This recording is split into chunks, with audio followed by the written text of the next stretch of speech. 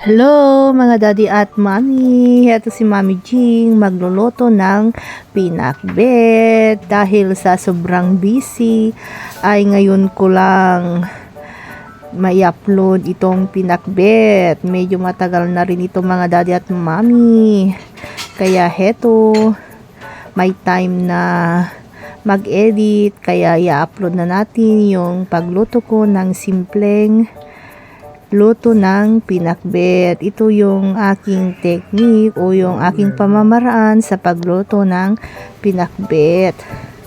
Ayan, ginigisa ko muna yung panceta o yung taba ng baboy hanggang maging golden brown ito mga daddy at mami.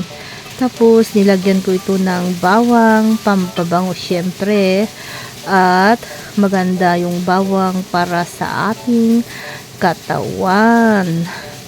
Ayan.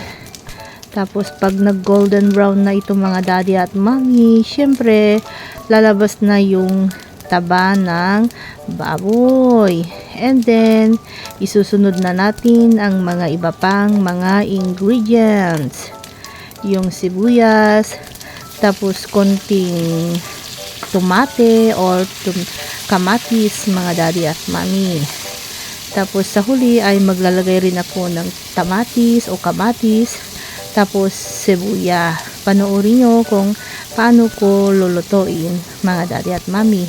Ganito yung technique ko sa aking pagluluto ng pinakbet. Dahil may kanya-kanya tayong pamamaraan sa pagluto ng pinakbet mga daddy at mami.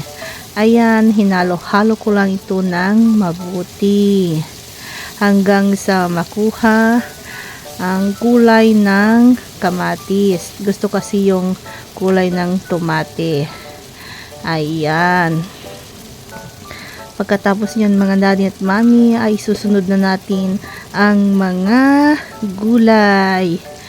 Yung nasa ibaba, kalabasa yung nilagay ko kasi matagal maluto yung kalabasa.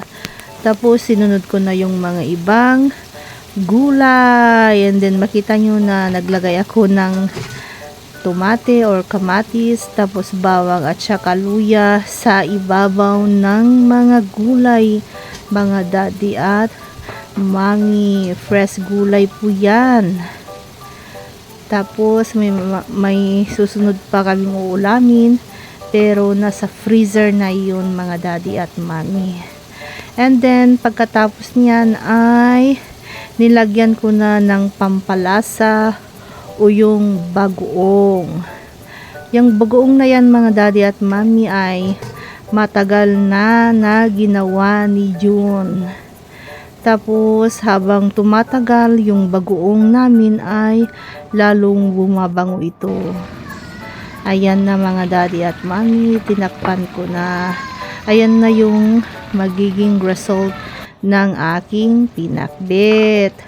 Kung makikita niyo mga daddy at mami ay may konting sabaw o tubig kasi syempre may anak ako. Kaya kailangan nila ng sabaw na ilabay-labay sa kanilang inapoy. So, ayan na mga daddy at mami. Konting chup-chup na lang ay maluluto na ang ating pinakbet. So, ayan na mga daddy at mami. Luto na ang ating pinakbet at kakain na tayo. Maraming salamat. Bye-bye.